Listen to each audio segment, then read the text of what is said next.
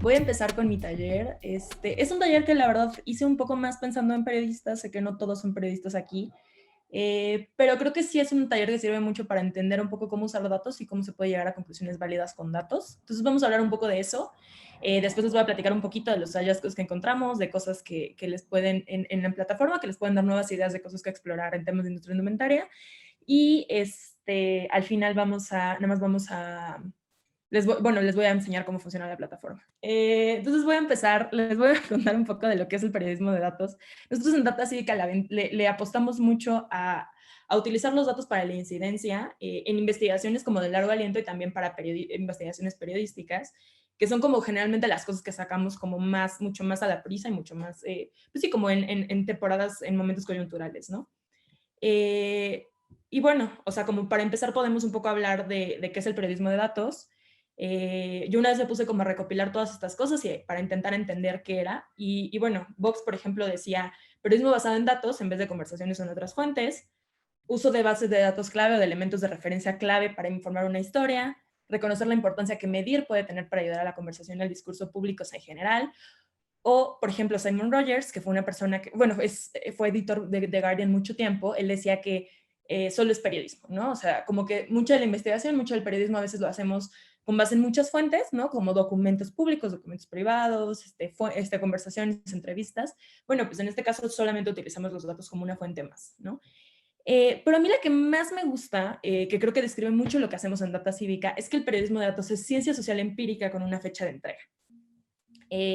Andrew Flores, que es una persona que fue también editor de 538, que yo no sé si alguien conoce, es que no veo el chat aquí, no sé por qué, pero bueno, ¿saben cómo? ¿Por qué no lo veo? Sé cómo estás compartiendo pantalla, no Sí, se no ve lo el puedo chat, ver, pero pero... sí hay algo por acá si quieres preguntas o lo Ah, que sea, te las va, paso. súper, súper, súper, ok. Bueno, creo que mucho de lo que pasa es que, bueno, él dice que es ciencia social con una fecha de entrega, 538, y él editó mucho tiempo 538, que es un sitio de Estados Unidos de periodismo de datos, muy especializado, ¿no? Y muy enfocado como en política y incluso en deportes, ¿no? La persona que lo hizo, Nate Silver, se hizo famoso porque él se dio cuenta que podía usar datos para entender cómo funcionaban los juegos de béisbol en Estados Unidos, y entonces, pues eso es lo que hacemos, ¿no? Yo creo que en Data Cívica eso es lo que hacemos. Entonces, bueno, ¿qué significa que algo sea ciencia social empírica con una fecha de entrega, ¿no? Creo que como el ejemplo de secundaria es un ratón y la medicina, ¿no? Como si le doy a un ratón esta medicina, el ratón se cura o no, ¿no? Así lo controlamos, ¿no? Entonces, si X, entonces Y, ¿no? Tengo un ratón, está enfermo, tengo una bola de ratones, están enfermos, les voy a dar esta medicina y voy a ver si se cura o no. Y así puedo establecer la relación entre estas dos variables, ¿no? La medicina y la enfermedad. Pero con ese ejercicio tan sencillo, ¿no? Vienen un chorro de otras preguntas, ¿no? Como cómo aislamos los efectos, ¿no? ¿Cómo me aseguro de que la medicina sea la que efectivamente está curando, ¿no? Porque ¿qué puede pasar? Puede que yo tengo 20 ratones, pero la verdad es que la mitad están más sanos que los otros, y justo a los que están más sanos, ¿no? A lo mejor la mitad de los ratones son mucho más jóvenes, ¿no?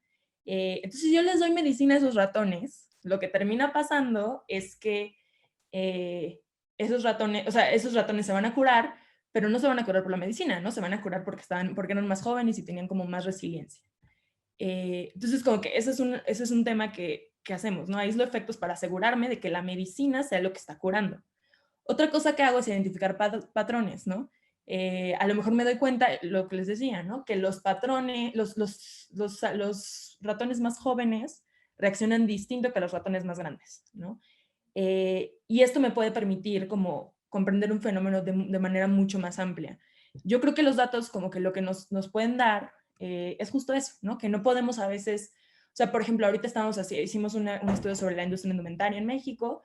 Es imposible que yo vaya y le pregunte, yo solita vaya y le pregunte a todo el país cosas sobre la industria indumentaria, o sea, que entrevista a todas las mujeres en México, entrevista a muchísimas mujeres en México que trabajan ahí. Pero lo que sí puedo hacer, ¿no? Y recolecto sus testimonios, ¿no? Lo que sí puedo hacer es utilizar la base del INEGI, que el INEGI hace esta chamba por mí, para llegar a conclusiones válidas para todo el universo, ¿no? Y además eso también, ¿no? Que el INEGI no entrevista a todas las mujeres, ¿no? Entrevista a una muestra de mujeres que trabajan en la industria indumentaria y una muestra de hombres que trabajan en la industria para llegar a conclusiones válidas sobre el campo en el que trabajan. Entonces, bueno, aquí les puse un chiste que es que hay un problema en el diseño experimental, es que todos los ratones son escorpios, ¿no? Y un poco, bueno, para la gente que cree en la astrología, pero un poco la lógica es esa, ¿no? Como si estoy probando mi medicina con un grupo específico, pues yo después no puedo asegurar que esta medicina le va a servir a todos, ¿no? Entonces, bueno, como que siempre al hacer y al llegar a conclusiones basadas en datos tenemos que pensar en esto. ¿Alguien tiene alguna pregunta o algo? ¿Todo bien? Todo bien, no tenemos preguntas.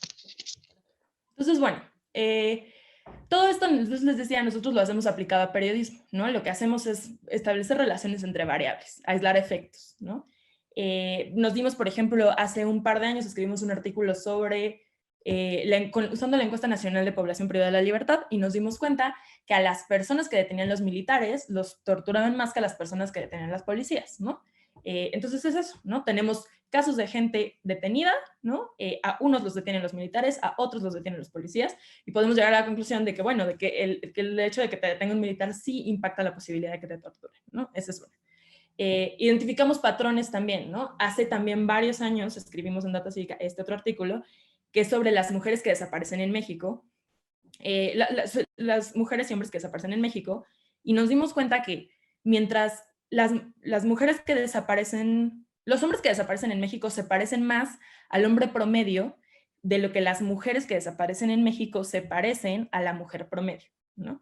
Sí, como si tú piensas en un hombre, los hombres promedio en México, no sé, ¿no? Miden 1,63, son, no sé, de complexión robusta, bla, bla, bla.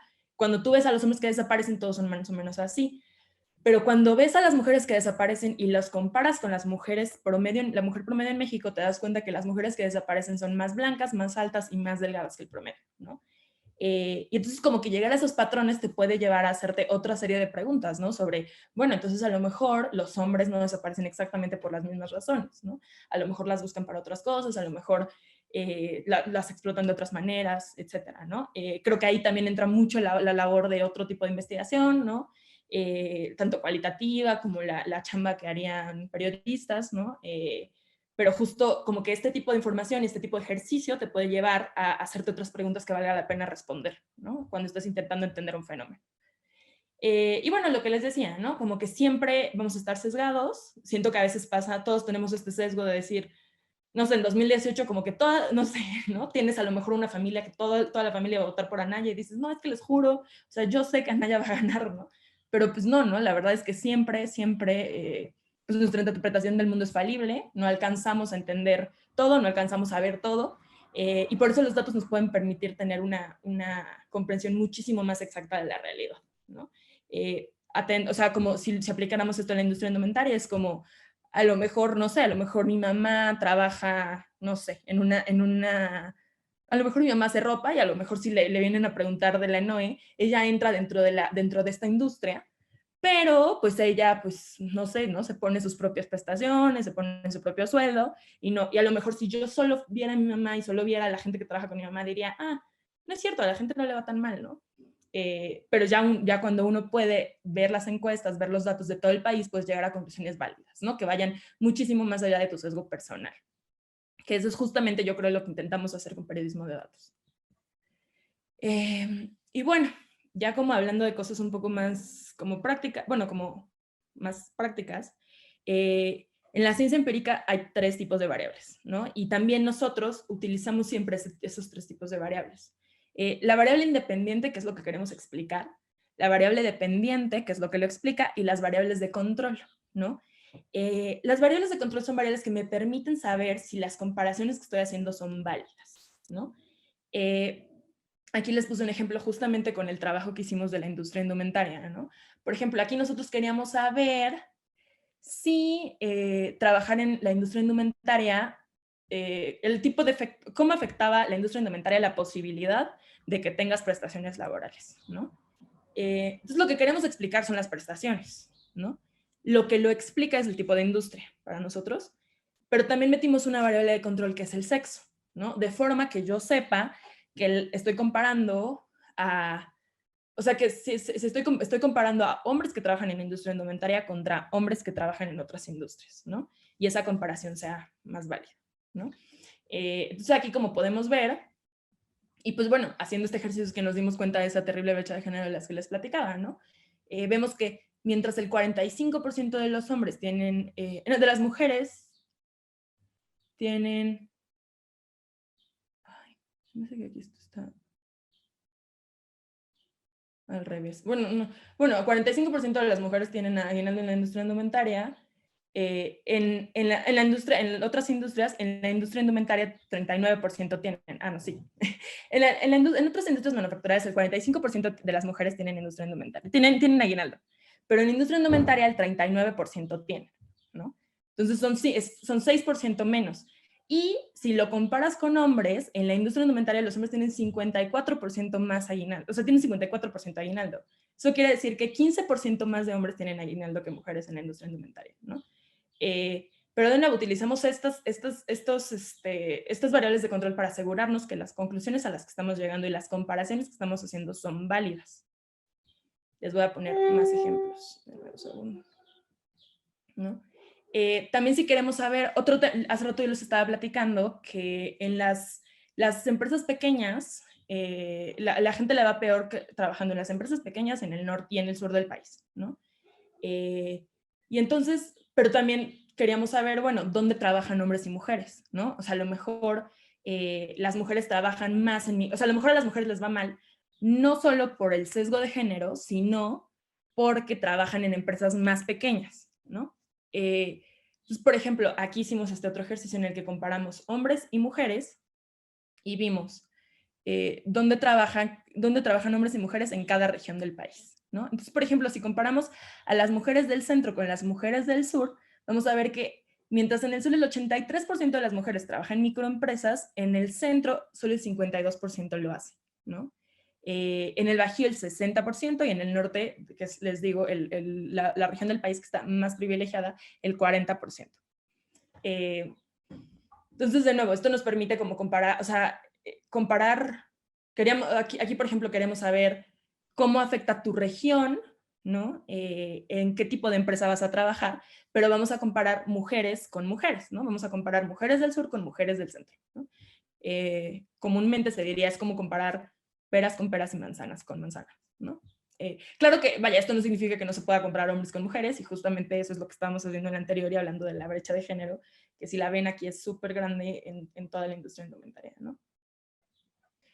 Y ya nosotros llamamos periodismo de datos a aquellas historias que contamos apoyándonos de datos y cifras. Este tipo de historias nos permite crear ángulos narrativos en donde la situación de una persona o una ciudad o incluso un país es analizada desde un enfoque macro, ¿no? Nos permite también conocer qué tan común o qué tan insólito es un caso. ¿Cómo hacemos esto? ¿No? Nosotros generalmente lo que hacemos, estos son los pasos que llevamos a cabo. Primero nos generamos una pregunta clave con valor noticioso. Esto yo creo que para la gente que no hace periodismo, que solo hace investigación de largo aliento, pues no tiene que ser así súper noticiosa, ¿no? En este caso fue, bueno, ¿qué podemos saber con la industria indumentaria? ¿No? ¿Cómo son las condiciones laborales de las personas?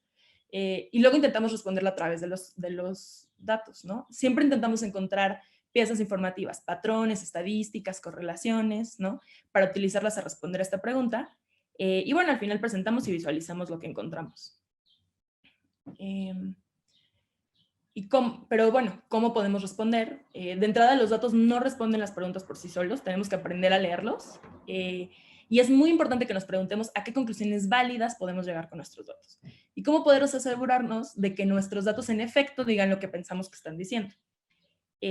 Entonces nosotros tenemos dos cosas, pensar comparativa y pensar contrafactualmente.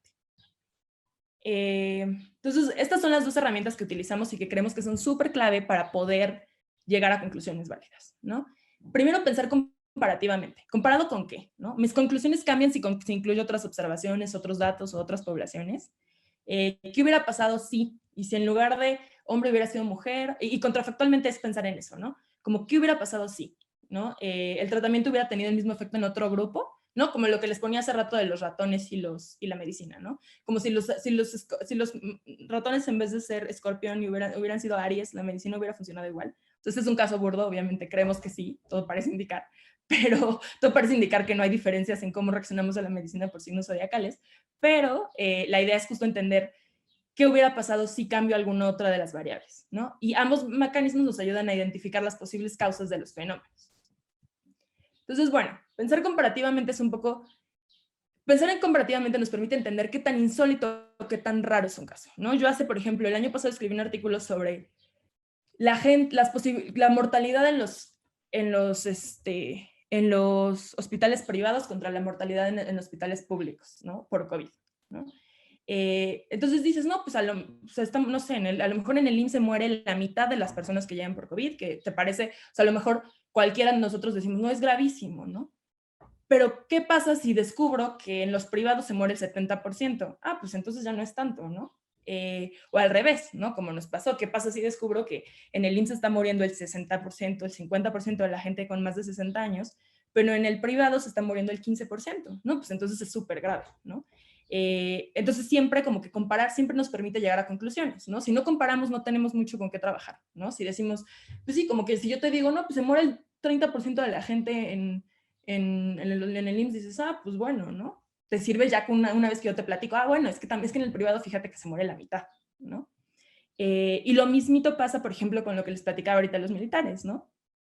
Oye, es que torturan a 30% de las mujeres 30% de las mujeres detenidas por militares son violadas, ¿no? Pues, ok, pero tampoco tengo, o sea, vaya, una mujer es mucho, pero tampoco tengo tanta dimensión de qué es mucho y qué es poco, ¿no? Pero cuando te digo, ah, bueno, pero el 30% de las mujeres que detienen los militares son violadas, pero solo el 10% de quienes detienen las policías son violadas. Dices, ah, wow, ¿no? Entonces tal vez eso es problemático, ¿no? Entonces, bueno, como que finalmente pensar comparativamente es lo que nos permite llegar a conclusiones válidas sobre las cosas, ¿no? Y a mí un ejemplo que siempre pongo que me gusta muchísimo es se llama Dear Mona, soy normal, porque Mona Chalabi es una ilustradora, es una periodista de datos que también hace ilustración, hace un trabajo padrísimo, cuando tengan oportunidad búsquenla, pero ella tenía y tuvo mucho tiempo en The Guardian una columna que se llamaba así, ¿no? Dear Mona, soy normal, ¿no? Y lo que decías era, le describías a Mona sobre algo que a ti te parecía extraño sobre ti, y ella sacaba sus datos, buscaba información y te decía si eras o no eras normal, ¿no? Y este es un ejemplo de alguien que le escribió y le dijo, oye, es que yo lloro un chorro, ¿no? O sea, lloro como 2 veces a la semana, ¿eso es normal? Y entonces, pues Mona Chalabi buscó mucha información sobre cuánto llora la gente en el mundo y descubre que efectivamente esta persona al parecer sí era un poco chillona y sí lloraba demasiado, porque más o menos los crying episodes por mes son como estos son las veces que lloramos por mes, hombres y mujeres. Y si ustedes se fijan, pues o sea, el promedio en ningún lado supera las 4 veces, ¿no? Ni para hombres ni para mujeres. Generalmente está así como como entre 1 y, bueno, sí, está entre 0 y 4, ¿no? En ningún lado el promedio llega a ser más de 4. Las mujeres siempre lloran más que los hombres y pues además da otros datos interesantes sobre qué tanto lloramos, ¿no? El momento de la vida en la que más lloramos es a las 6 semanas, claro, porque es cuando no sabemos hablar, entonces todo lo que pedimos lo pedimos llorando. Y una cosa interesante es que no hay brecha en la frecuencia del llanto hasta los 12 años, ¿no? Hombres y mujeres lloran más o menos igual hasta los 12, pero en 2002 descubrieron que las mujeres lloran 2.7 veces más que los hombres. Y bueno, los países donde... otra cosa que está interesante es que esto no... hay países donde... Pues sí, hay países donde se chilla más que en otros, ¿no? Entonces, los países donde las mujeres lloran más son Turquía y Bulgaria, y los países donde los hombres lloran más son Alemania y Australia, ¿no? Esto también es interesante, que no es algo que... O sea, el efecto del país no es igual para todos los géneros, ¿no? Hay países que tienden a que las mujeres lloran más y países donde se tiende a que los hombres lloren más, ¿no? Pero este es un muy buen ejemplo de periodismo hecho con datos y de lo que es el pensamiento comparativo y de por qué el pensamiento comparativo nos permite llegar a conclusiones a las que no podemos llegar si no comparamos, ¿no? Para el caso de la industria indumentaria, nosotros lo que tenemos en la plataforma, y ahorita lo van a ver, tenemos todo comparado con otro tipo de industrias manufactureras, ¿no? O sea, imagínense si yo hubiera comparado, por ejemplo, con el campo, ¿no? A lo mejor hubiera terminado y dicho, ay, oye, pero la industria indumentaria está súper bien, ¿no? O sea, algunas tienen aguinaldo, tienen prestaciones, ¿no? Pero pues a lo mejor esa no hubiera sido la comparación más válida, ¿no? Si yo hubiera comparado con trabajadores del campo, ¿no? Entonces, más bien comparamos contra la industria indumentaria, que es la industria manufacturera, que es el grupo al que pertenece la industria indumentaria, para saber si otras empresas que se dedican a fabricar cosas les dan a sus trabajadores las mismas condiciones que la gente que los que trabajan en la industria indumentaria. Entonces, por ejemplo, ¿no? Si hay racismo en la Procuración de Justicia en Estados Unidos, ¿qué se les ocurre que puedo comparar? Ahí ya les abrí el micro a todos, ¿eh? Entonces ya van a Ok. poder hablar también. Si quieren, tenemos un mensajito. Dice, el número de procesos blancos. Es una respuesta que nos mandaron en el chat. Ok, eso puede ser. ¿A alguien se le ocurre? Si quiero saber. Tienen el micrófono abierto, entonces también pueden, siéntanse libres de... De contestarme con... ¿Se escucha lo que digo? Sí, ahí está, Itzel, sí. Perdón, quería decir el número de procesados blancos contra el número de procesados afrodescendientes, e igual a lo mejor el número de condenados blancos contra el número de condenados afrodescendientes.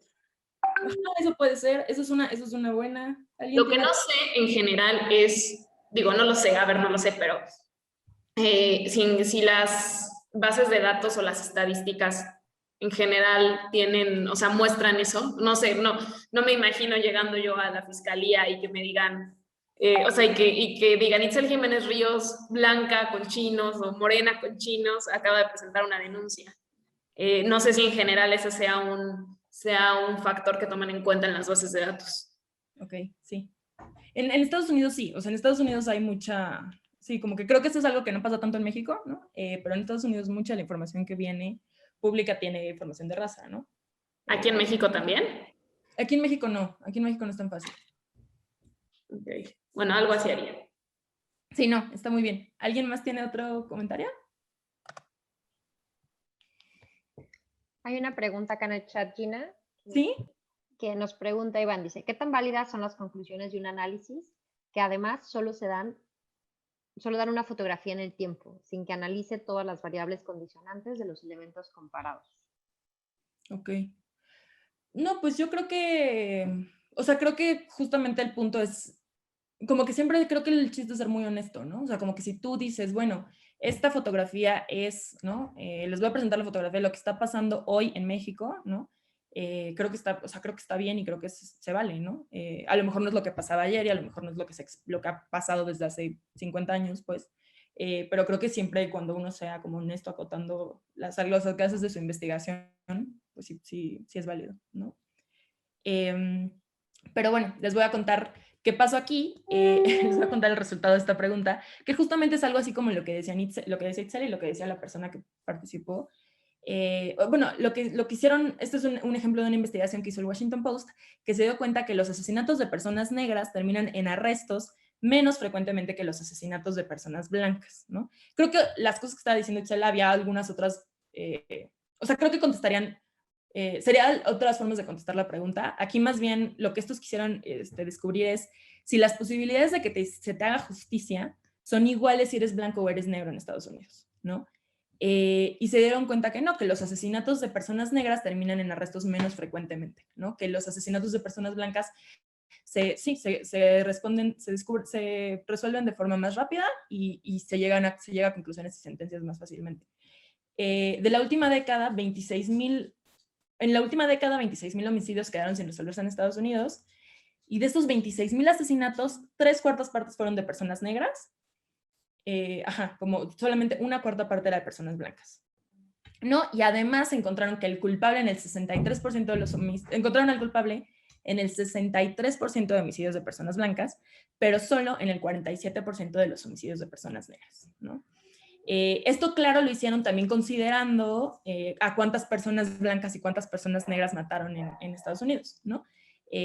Un año, o sea, porque el tema es, si de esos 26,000 asesinatos que ocurrieron, 3/4 partes son personas negras y 1/4 parte son personas blancas. Y luego descubro que de los que se resuelven, o sea, si del total de asesinatos, 3/4 partes son de personas negras y 1/4 parte son personas blancas, y luego descubro que cuando se resuelven esos homicidios, la proporción se ve igual, pues bueno, eso no se lo puedo atribuir al sistema de justicia, ¿no? Más bien, pues así era, ¿no? Había más asesinatos de personas negras. Pero no, ¿no? Lo que pasa en Estados Unidos es que tienes muchos más asesinatos de personas blancas en general, pero cuando ves cuántos se resolvieron, tienes muchos más tienes muchos más, cuántos no se resolvieron, tienes más de personas negras, ¿no? Ajá, o sea, cuando ves el total de asesinatos, más blancas y menos negras, pero cuando ves cuántos no se resolvieron, más negras y menos blancas, ¿no? Entonces eso te habla de algún tipo de sesgo, algo que está sucediendo que impide que estas personas lleguen a alcanzar justicia. Claro que de nuevo, ¿no? Como que muchas veces creo que los datos nos dan una buena pista de lo que podemos hacer, ¿no? O sea, información interesante de cosas que podemos descubrir, pero todavía tenemos mucho que entender, o sea, vaya, todavía hay un trabajo cualitativo que podemos hacer, que les puede hacer Matías, si quieren, en nuestro caso, o que también lo puede hacer un periodista, ¿no? Para entender un poco qué había, ¿no? Desde la investigación cualitativa, para entender qué está pasando, que las personas negras tienen menos posibilidad de alcanzar justicia que las personas blancas, ¿no?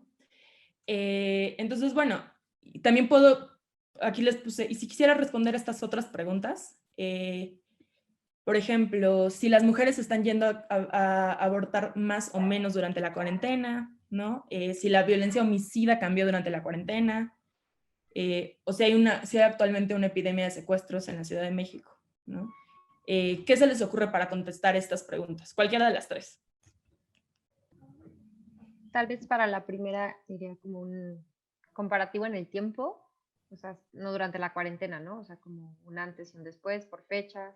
Ajá, sí, creo que sí, justo, ¿no? Y a lo mejor sería comparar también como el mismo periodo, ¿no? O sea, creo que el año pasado la cuarentena fue como desde el 23 de marzo hasta el 30 de mayo, una cosa así, ¿no? Entonces a lo mejor comparas cuántas mujeres están yendo a abortar, fueron a abortar en ese año y el año en 2019 y en 2020, ¿no?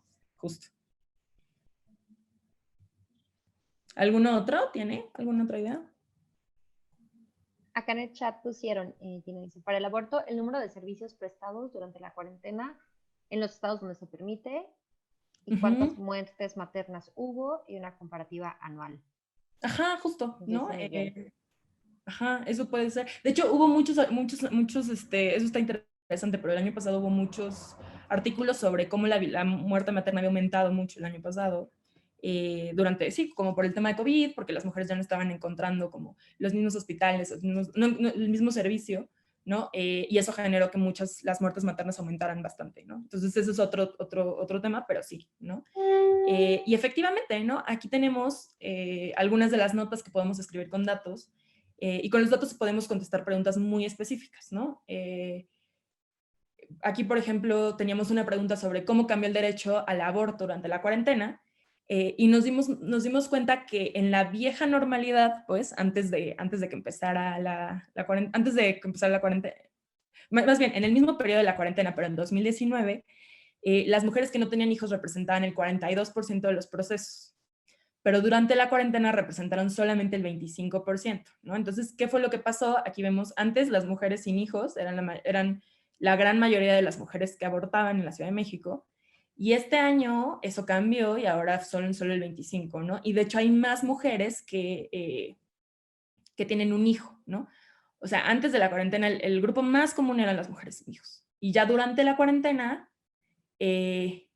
las mujeres con un hijo se volvieron el grupo más común que abortaba en la Ciudad de México, ¿no? Creo que eso es algo interesante sobre lo que puede estar pasando, ¿no? Nosotros pensábamos en Data Cívica, cuando descubrimos esto dijimos, ay, ¿qué será? A lo mejor es un tema de aborto con medicamentos, que las chavitas, ¿no? Gente más joven sin hijos está abortando en casa, a lo mejor hay un tema de cuestiones socioeconómicas, ¿no? A lo mejor las mujeres que tienen un hijo abortan porque dicen, no, o sea, pues cómo voy a mantener a otro con cómo están las cosas, ¿no? No sabemos, ¿no? Creo que eso también, de nuevo, es un poco el trabajo de la riqueza de la investigación cualitativa, la riqueza de la investigación periodística, pero bueno, nos da muchos elementos para entender cosas que igual no hubiéramos visto de otras maneras, ¿no? Ese es un ejemplo. Otro ejemplo es cuántas actas de defunción de más se expidieron durante la pandemia de COVID-19, ¿no? Creo que eso todos lo vimos y fue, bueno, muy probablemente lo vieron, que fue una de las formas en las que pudimos ver cuánta gente realmente estaba muriendo a pesar de que pues, hubiera subregistro en los casos, ¿no? Pues uno puede ver, ¿no? Y creo que hay un poco con lo que dice Iván, ¿no? Un poco para eso a veces sirve tanto la información pasada, ¿no? Porque podías ver cuál era la tendencia de más o menos cuántas actas de defunción se expiden en el país normalmente y cuántas se están expidiendo este año, ¿no? Aquí nosotros hicimos también una comparación en algún punto del año pasado, como en mayo, y estas líneas moradas son, hagan de cuenta, la línea morada fuerte es el promedio, la línea, la morada clarita es más o menos como que tanto se puede mover, ¿no? Y pues como ven, por ejemplo, Chiapas subió muchísimo, ¿no? Como nunca había habido. Y pues ahí es cuando dices, no, pues esto sí se le puede atribuir a la epidemia, ¿no? Nos dice acá Angélica en el chat, dice, creo que en los 3 temas se puede hacer un análisis cuantitativo comparado en el tiempo. Y luego sobre la gráfica que nos compartes esta llena, dice, yo hubiera puesto en una misma escala en la gráfica de entidades. En una misma, ¿cómo? ¿En una misma escala gráfica de entidades? Ajá, ahí Angélica, no sé si quieras abrir tu micro, porque creo que sí nos comentó. Yo hubiera puesto en una misma. Sí, para hacer un análisis comparado en una misma gráfica, en una misma escala en la gráfica de entidades. Ah, claro. Sí, es que aquí está distinto justo porque si no se veía rarísimo el intentar. O sea, sí, lo que pasa es que si se fijan aquí las escalas son distintas, ¿no? Aquí son 2000, aquí son 3000 y así. Nosotros lo pusimos así porque si no nos alcanzaba a ver, pues sí, como que hay estados muchísimo más grandes, ¿no? Obviamente en Chiapas se expiden muchísimos más actos de defunción que en Aguascalientes, o sea, o en, pues, déjenme ver si aquí tengo, bueno, aquí no tengo nada tan grande, pero sí, o sea, en Chihuahua es un estado con más población que Aguascalientes, por ejemplo, ¿no? Entonces, lo que es normal para Chihuahua no es normal para Aguascalientes, ¿no? Porque pues hay más gente, ¿no? Por eso es que tienen escalas distintas, porque si hubiéramos puesto la misma escala, lo que hubiera pasado es que se ve alto, pues hagan de cuenta, Veracruz y Chiapas y ya, ¿no? Todos los demás se ven así una línea abajo y parece que nada está sucediendo y pues sí están sucediendo cosas, ¿no? Creo que sí es un buen, o sea, no sé, creo que es las cosas que hay que tomar en cuenta siempre, ¿no? No tiene mucho sentido comparar Aguascalientes con, al menos no en total de actas de defunción, ¿no? Aguascalientes con Chihuahua, pues es complicado compararlo, sobre todo en total, ¿no? A lo mejor puedes comparar la tasa, ¿no? Puedes comparar cuánto aumentó y cuánto subió, ¿no? El porcentaje en el que aumentaron o no las actas de defunción de un año para otro, ¿no? Pero sí, es un buen punto. También para poder comparar como a quién le está yendo peor, creo que tienes mucha razón. Y bueno, y otra de las preguntas que hemos contestado, por ejemplo, ¿qué tipo de violencia ha desistido y resistido durante la cuarentena? ¿No? En 2000, el año pasado también hicimos, por ejemplo, esto de averiguar, sí, como sacar carpetas de investigación por homicidio, por feminicidio, ¿no? Y así nos dimos cuenta que realmente pues el homicidio doloso seguía más o menos arriba, ¿no? Y el feminicidio también, ¿no? Si comparabas con 2015 a 2018, pues a pesar de lo que hubiera pasado durante la cuarentena, los homicidios y los feminicidios seguían muy altos. Y creo incluso además que una cosa interesante es que sí estaban bajando algunas carpetas de investigación de delitos como robo a transeúnte, ¿no? O robo, pues claro, ¿no? Si la gente no sale, pues ese tipo de violencia y ese tipo de robo pues, muy probablemente va a disminuir, pero otro tipo de delitos como homicidio, feminicidio, que generalmente son muchísimo más focalizados, pues siguen igual, ¿no? Pero esta es otra pregunta que pudimos contestar usando datos. Y bueno, creo que otra cosa que se puede hacer, que vale mucho la pena hacer con periodismo de datos, es entender o sea, es contestar preguntas muchísimo más generales, ¿no? Como qué sabemos sobre la industria indumentaria en México, que es un poco lo que hicimos, ¿no? ¿Qué nos dicen los datos sobre el aborto en México? ¿Qué podemos esperar de la Guardia Nacional? ¿No? Como que creo que a veces con el periodismo de datos podemos hacernos preguntas súper específicas y a veces podemos solo como decir, a ver, vamos a ver qué encuentro, ¿no? Vamos a ver qué aprendo de explorar estos datos. A nosotros, por ejemplo, cuando empezamos este proyecto, una de las cosas que habíamos creído siempre era que la industria maquiladora estaba muy en el norte siempre del país, ¿no?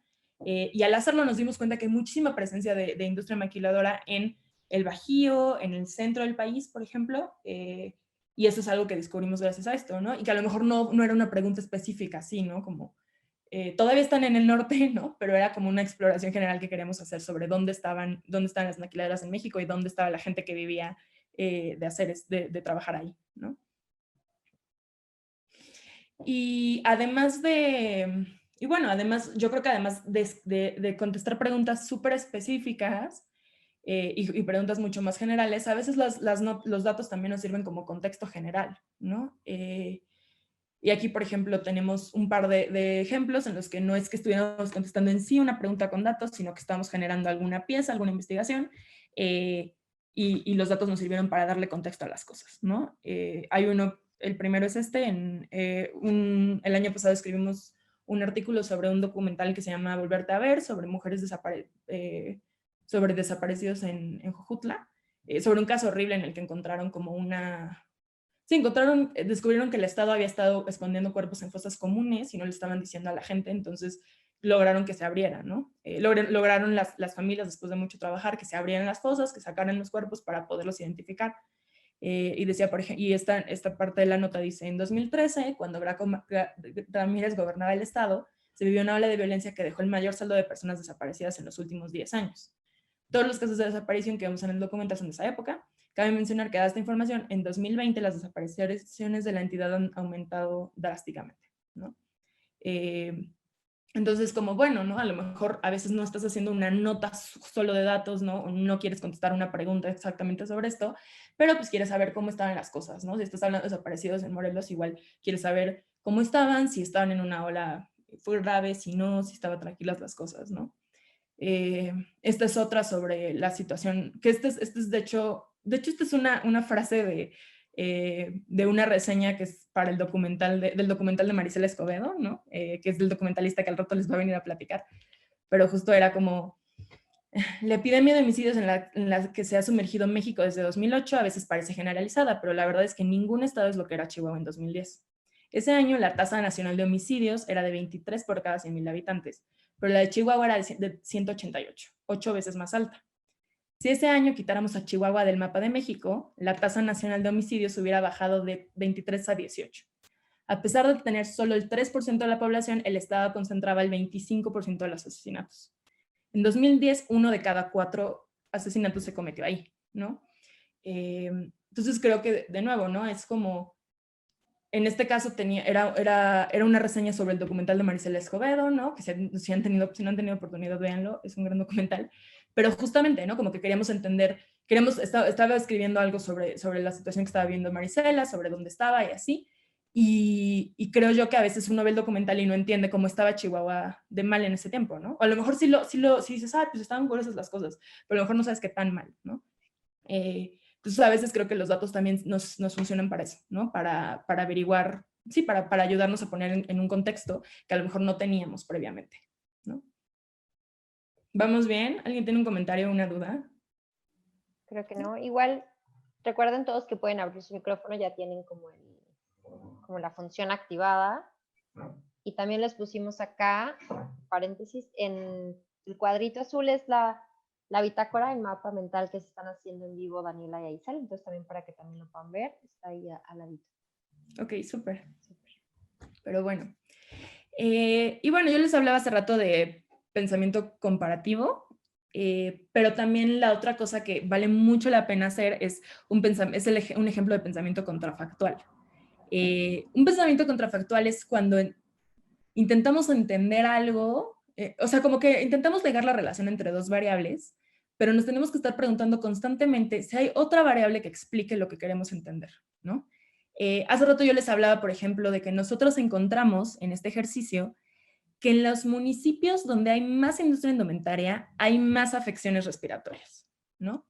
Esto fue algo que sacamos un poco de la revisión de literatura, porque al sacar revisión de literatura nos dimos cuenta que mucha gente hablaba sobre que al estar en la maquila, muchos hombres y mujeres tienen enfermedades respiratorias por lo que están inhalando constantemente, ¿no? Por todos los químicos que inhalan todo el tiempo y así.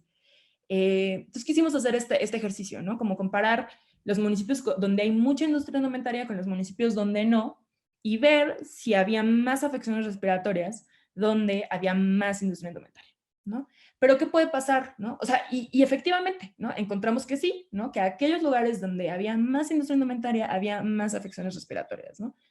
Pero a lo mejor hay otra cosa que lo puede explicar, ¿no? O sea, a lo mejor, no sé, ¿no? A lo mejor hay más maquilas en estados más contaminados del país en general, ¿no? A lo mejor hay más maquilas en zonas con más contaminación, o sea, en ciudades, ¿no? Y las ciudades tienen más contaminación. A lo mejor, no sé, ¿no? A lo mejor la gente es más floja donde hay más maquilas, casual, así, por pura, como casualidad, ¿no? Entonces, siempre cuando tienes como llegas a este tipo de conclusiones y ves este tipo de datos, siempre es muy importante estar pensando en el contrafactual, ¿no? ¿En qué otra cosa podría estar explicando el fenómeno que tú estás viendo? Aquí les puse un ejemplo de contrafactual que yo creo que es muy bueno, que es de The Upshot del New York Times, que es una cosa que sacaron hace bastante tiempo, porque bueno, Nike dijo que, o sea, Nike, la marca Nike de los tenis, anunció que sus tenis te hacían correr 4% más rápido, ¿no? Entonces la cosa era así, o sea, si tú te pones estos tenis, si los compras y te los pones, vas a correr 4% más rápido de lo que corrías antes, ¿no? Pero si tú te pones esos tenis y corres más rápido que yo, ¿no? Eso significa que fueron los tenis, ¿no? O sea, si Gloria se pone unos tenis y corremos las dos y Gloria gana, ¿puedo yo concluir que fueron los tenis? Pues quién sabe, ¿no? Probablemente no. O sea, yo creo que tendría que concluir otras hipótesis. ¿Qué se les ocurre que podría estar pasando? Que alguien está corriendo más rápido que yo. Pues quizá la condición física que tienes tú y la condición física que tiene la otra persona, si tienes alguna enfermedad o Claro. discapacidad, y quizá la otra persona lleva más tiempo entrenando. Claro, eso es súper cierto, ¿no? Claro, a lo mejor Gloria de por sí corría más rápido que yo, ¿no? Y entonces ahora se puso los tenis y llegamos a esa conclusión, pero pues no, ¿no? Mejor técnica y más experiencia, dice Matías, ¿no? Ya pude por fin abrir mi chat, no podía, no lo encontraba. Quizá cuando decides comprometerte más en el ejercicio, eso es súper, eso que dice Tania Rosales, de hecho, es un muy buen punto, ¿no? A lo mejor, ya que empiezas a comprometerte más con el ejercicio y empiezas a comer mejor, entrenar más, te compras mejores tenis, ¿no? Entonces, a lo mejor, de por sí, tú hubieras aumentado ese 4%, ¿no? Con o sin los tenis, pero como te los compraste en un momento en el que estabas mejorando tus tiempos, se lo atribuyes a los tenis, ¿no? Incluso al leer dicha hipótesis, tu mente puede hacer que tu cuerpo realice esfuerzos extra para correr más rápido, por ejemplo, ¿no? Eso es un muy buen punto. Ese es justo el efecto placebo, ¿no? Por eso cuando vas y te ponen la vacuna, ahora con las cosas estas de la vacuna del COVID, ¿no? Por eso no te dicen si te la pusieron o no, porque a lo mejor si te la pusieron vas a decir, no, ya me siento súper bien, no sé, ¿no? Te da o sea, no sé. A lo mejor si te dicen, dices, ya, tengo efectos secundarios, ¿no? Y entonces como para que no te sugestiones no te dicen, eso es un buen punto. Entonces, exacto, ¿no? O sea, uno tiene que pensar en todas estas cosas que podrían explicar que Gloria corra más rápido que yo cuando se pone estos tenis, ¿no?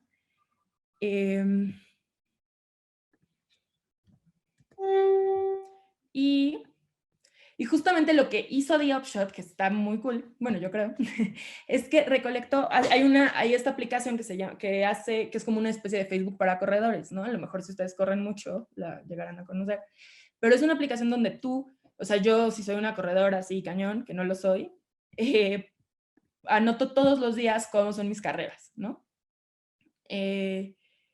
Y entonces anoto, ¿no? Como hoy corrí 10 kilómetros, ¿no? Y me traqué y corría 10 kilómetros a 1 hora y mañana a lo mejor 10 kilómetros a 59 minutos y así, ¿no? Y así como que recolectó 500,000 carreras.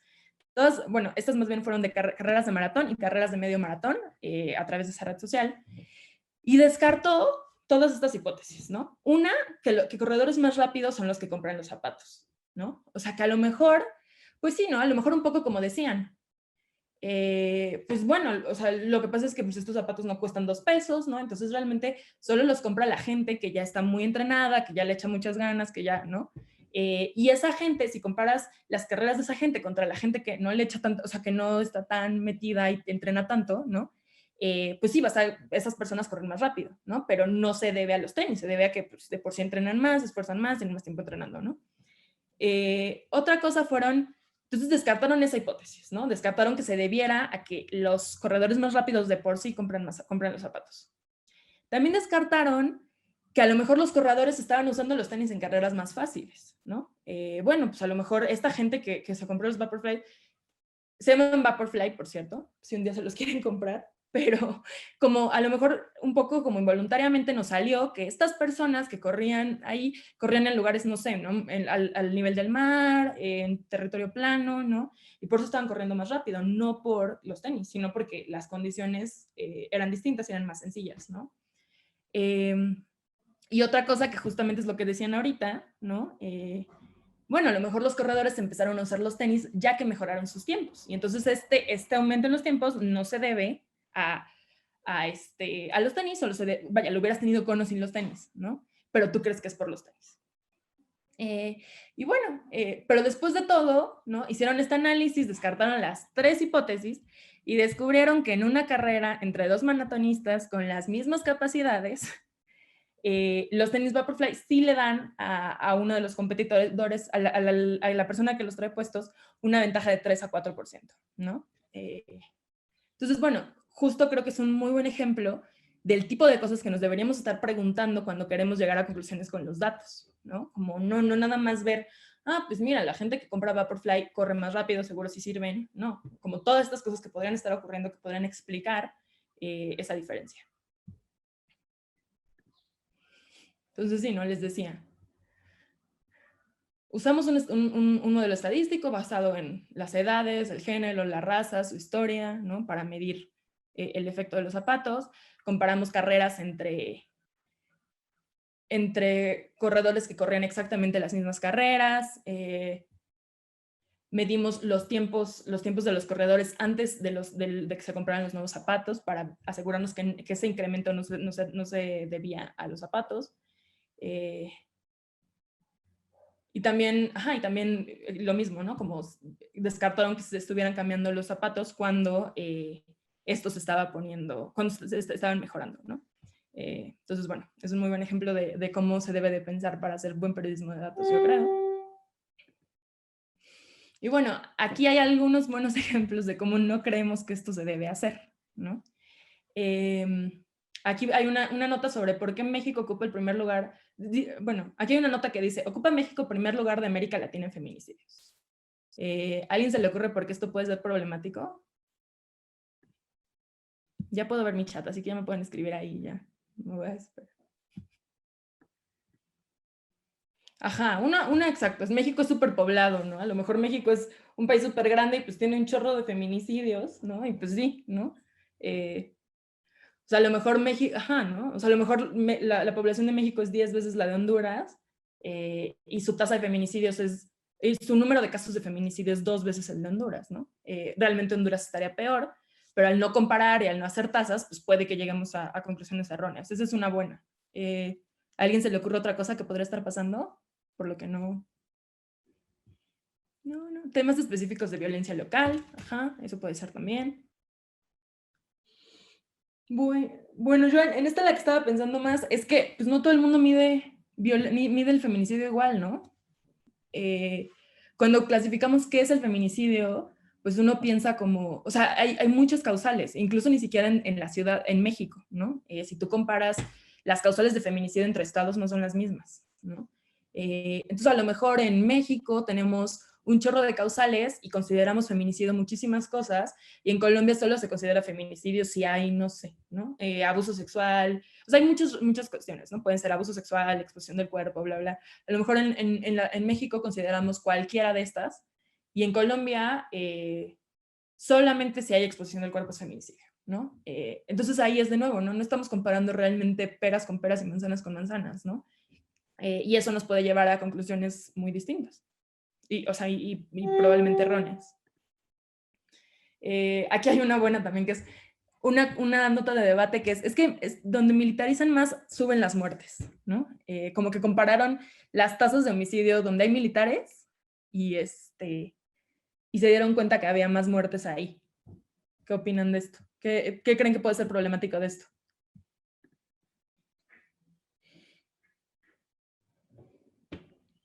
Sí, justo lo que decía Miguel del feminicidio es justo a lo que me refería, ¿no? La definición de feminicidio no es la misma en todos lados.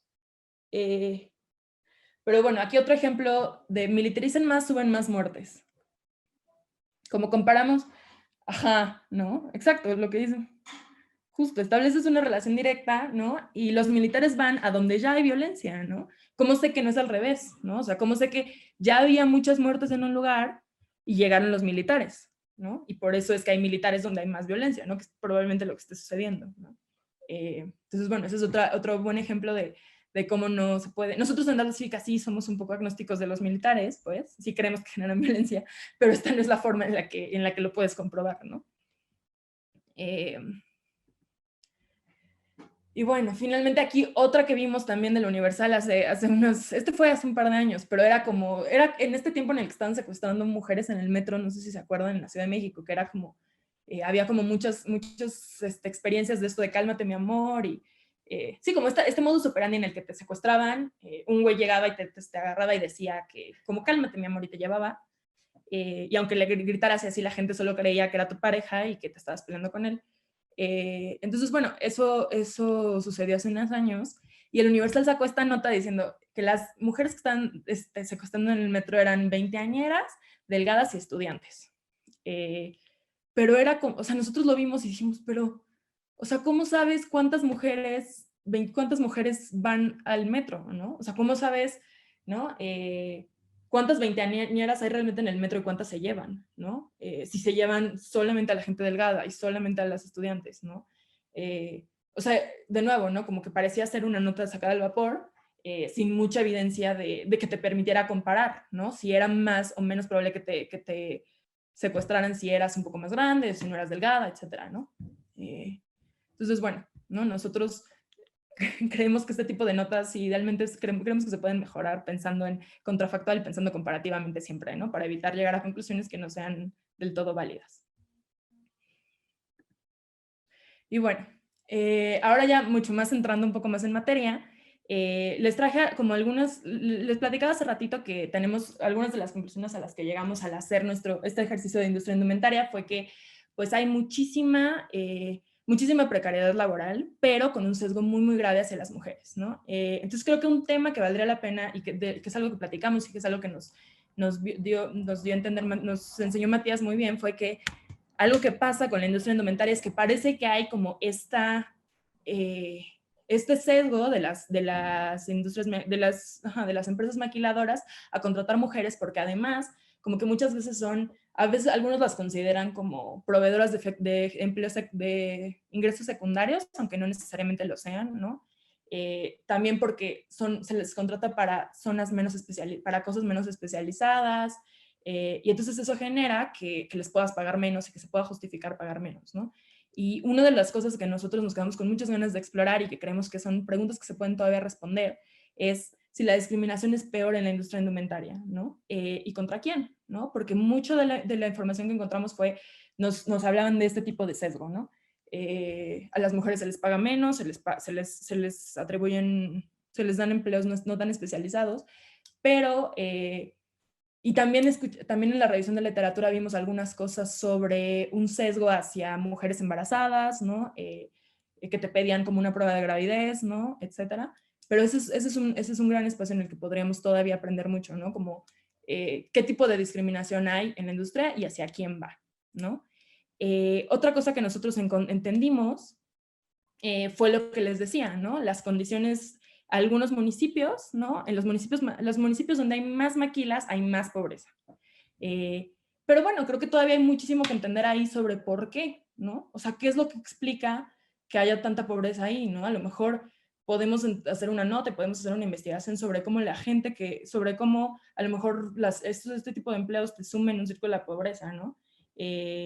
Cómo no son empleos que sirven para eso, ¿no? Y bueno, finalmente otra cosa que yo les platicaba era la industria indumentaria y la salud de las personas que viven ahí, ¿no? Encontramos esta relación entre afecciones respiratorias y industria indumentaria, pero pues no tenemos un caso claro, ¿no? Y creo que esa es la riqueza del trabajo periodístico que todavía se podría hacer y que podrían hacer ustedes, ¿no? Como entender, sí, como a lo mejor ir a un lugar, a ir a un municipio con mucha industria indumentaria y ver y preguntarle a la gente, oye, tú tienes una afección respiratoria, ¿quién tiene? Y como las consecuencias en la salud de las personas que viven ahí, ¿no? Creo que esos son muchos espacios que todavía donde se puede trabajar y donde se puede todavía responder muchas preguntas, ¿no? Y ahora si quieren nada más les voy a enseñar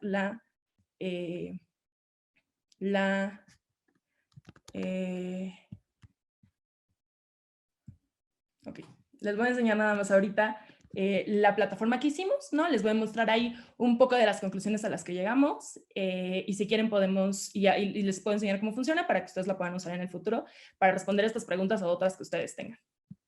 Denme 2 segundos, nada más voy a compartir.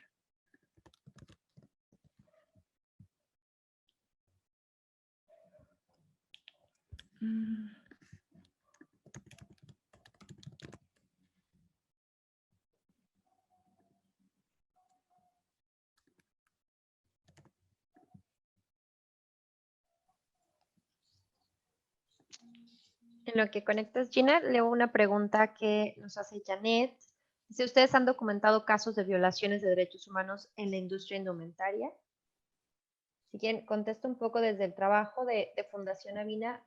No hemos documentado casos tal cual, pero justamente este trabajo es como ese primer paso que hicimos para poder detectar cuáles eran como las áreas de trabajo, cuáles son los como derechos que están siendo más violentados. Y también ahora que está Patti por acá conectada, también parte del trabajo que Fundación Avina está empezando con esta nueva agenda de derechos humanos, derechos laborales, es uno de los temas que sin duda seguiremos trabajando y vamos a empezar a trabajar más. No sé, Patti, si andas por ahí también.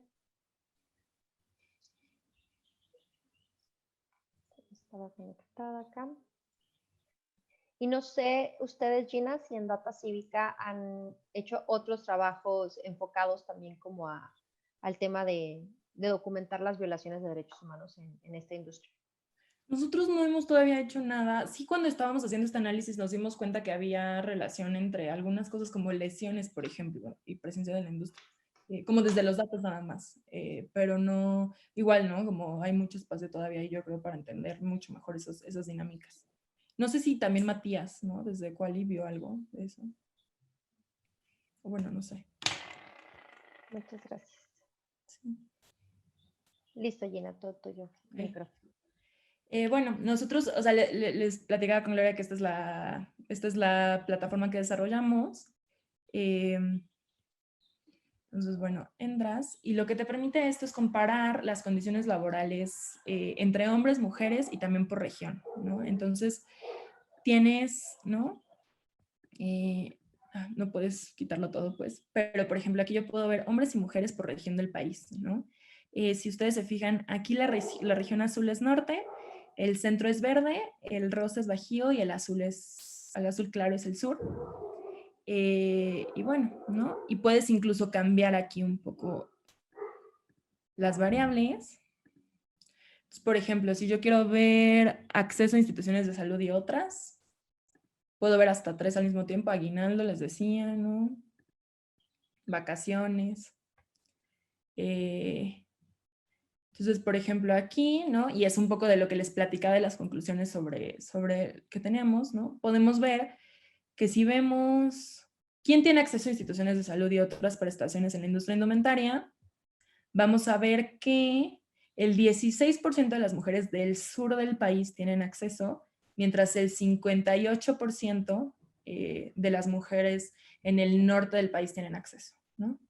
Eso les decía y les platicaba que nosotros nos dimos cuenta de que la región era muy importante, pero también el género, ¿no? Porque si comparas a los hombres que tienen acceso a instituciones de salud y otras prestaciones con las mujeres, vas a ver que más de la mitad de los hombres en la industria indumentaria en el sur tienen acceso, pero solo el 16% de las mujeres, ¿no? Entonces, pues sí, es muy, muy grave como el género pesa bastante, ¿no? Es casi 3 veces más, es más de 3 veces más, ¿no? la cantidad de hombres que tienen acceso a instituciones de salud y prestaciones en el mismo sur del país, donde ya sabemos que hay pobreza, donde las cosas son complicadas y así, pero pues sí, sigue siendo 3 veces más el de hombres que mujeres, ¿no? Y tienes aquí otro tipo de cosas, ¿no? Tenemos aguinaldo y vacaciones. De nuevo, vacaciones son el 17% de las mujeres en el sur, el 59% de las mujeres en el norte, pero el 78% de los hombres en el norte y el 51% de los hombres en el sur, ¿no? Aquí es literalmente 3 veces más. Entonces puedes ver todo eso y incluso, les decía, puedes aumentar, o sea, puedes tener hasta 6 prestaciones. En lo único en lo que les va a las mujeres bien, un poco mejor, que creo que es un poco de esperarse, es en algunas prestaciones que están pues, mucho más relacionadas como el trabajo de cuidados, como es el acceso a guarderías y el tiempo para cuidados maternos o paternos, ¿no? Ahí les va un poco menos mal. No, de hecho les va, ¿no? Por ejemplo, aquí las mujeres del centro tienen un poquito más de acceso a guarderías que los hombres del centro. Y las mujeres del norte tienen más acceso a guarderías que los hombres del norte, ¿no? Pero realmente casi es en lo único. En todo lo demás, sí, como que hay muchísima diferencia entre el acceso de hombres y el acceso a mujeres. Y bueno, aquí, o sea, les digo, puedes escoger hombres, mujeres, puedes incluso comparar con el total, ¿no? Con hombres y mujeres, aquí le puedes poner ambas. Realmente es una cosa muy, muy sencilla de usar. No puedo escoger más de 3 a la vez, por eso no está dejando, pero puedo comparar mujeres con la totalidad de la población, por ejemplo. Y también puedo como quedarme solo con una región o comparar el nacional, ¿no? O decir, bueno, solo voy a comparar sur y nacional, o quitar, ¿no? Eso también. Y les digo, aquí hay como un montón de prestaciones que puedes escoger. Y no solo es esto, también puedes, hace rato ven que estábamos enseñando como tipo de industria, ¿no? Entonces, si quisieras, de nuevo, ¿no? Para hacer comparaciones válidas, que sí sean, sí, como comparaciones que sí sean válidas, puedes comparar la industria indumentaria con otras industrias manufactureras, ¿no? Entonces, aquí, por ejemplo, el verde es la industria indumentaria, ¿no? Y el azul es otras industrias, cualquiera que se dedique a fabricar cosas. No tenemos datos de las niñas trabajadoras. Es que aparte otro tema también que se me pasó hace rato decirles, es que en la ENOE, la ENOE es una encuesta que solo se hace a mayores de 15 años. Entonces también por eso es complicado, o sea, pues sí, como no son datos que vengan. Sí tenemos como una información de que hay un sesgo hacia mujeres más jóvenes, pero no tenemos eso. Si cambias las gráficas, al mapa se mantienen las mismas. El mapa no, porque el mapa es otra variable, pero al trimap sí, ¿no? Si haces esto, puedes tener, ¿no? O sea, tienes barras y también puedes tener esta variable, que no sé por qué ahora se subió, ahorita lo checamos, pero puedes incluso tener este otro tipo de gráfica. Y puedes también cambiar, que es un poco lo que les enseñé hace ratito, que es esto, ¿no? Que puedes cambiar el tipo de variable también, ¿no? Puedes tener también el tipo de industria, ¿no? Industria manufacturera, industria indumentaria, si los quisieras comparar. Hombres y mujeres, ¿no? Y si el mapa, que es por el que me estaban preguntando, vas a tener cuántos trabajos en la entidad dependen, ¿no? Porque como esta información está hecha por región, ¿no? Entonces por eso no está en el mapa, como me estaban preguntando ahorita, pero sí puedes tener otros temas, como el porcentaje de las empresas indumentarias que están en cada entidad, por ejemplo, ¿no? Entonces te vas a dar cuenta que en Puebla está el 13% de las empresas, en Oaxaca el 9%, en Chiapas el 4%, entonces creo que eso está interesante porque, como les decía, ¿no? Nos dimos cuenta de que la mayoría de las empresas no están en el norte como habíamos pensado.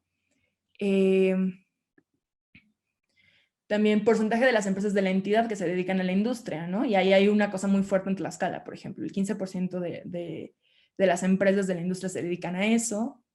Y si ves el porcentaje de las empresas manufactureras que se dedican a esto, te vas a dar cuenta que sí, o sea, que es mucho más alto en Tlaxcala, ¿no? El 2%, el 2%.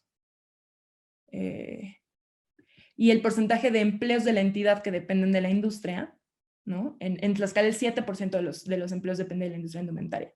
Entonces aquí son otras variables porque están, como que aquí la variable a observar está por región, todo está por región, pero aquí está por estado.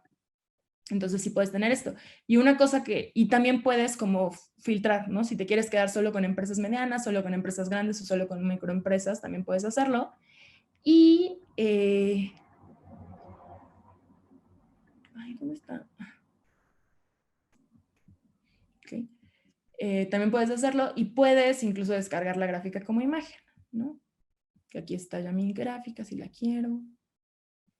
Entonces aquí la puedo tener, ¿no? Si la quiero usar para algo y así, aquí está. Y la pueden, vaya, usar para lo que ustedes quieran. La otra también, las otras también, ¿no?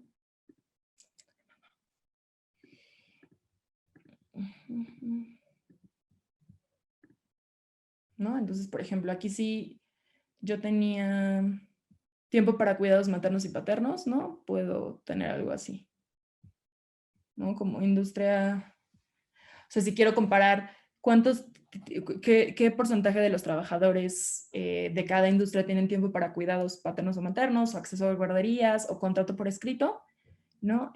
Lo puedo comparar así y puedo comparar industria indumentaria con otras industrias y les decía, ¿no? Puedo quitarlo y puedo cambiar la variable y poner región, por ejemplo. Y entonces ya comparar nacional con el sur, o norte con sur, o bajío con sur, ¿no? Bajío, aquí ya tengo las 4, ¿no? Y puedo descargar la base, puedo descargar la gráfica, la puedo descargar incluso como SVG si tienen como diseñadores que quieran modificarlas, también la pueden descargar como SVG, la pueden descargar como imagen normal, o pueden descargar la base de datos que tiene toda esta información ya procesada, ¿no? Pues ya. Entonces es una herramienta que esperamos que puedan utilizar para entender un poco mejor la industria, sí, como para estar mucho más conscientes de sus injusticias, ¿no? Y ya, y creemos que hay, como yo les decía hace rato, como algunos de los temas en los que creemos que todavía se puede explorar mucho y rascar mucho, ¿no? Para saber más.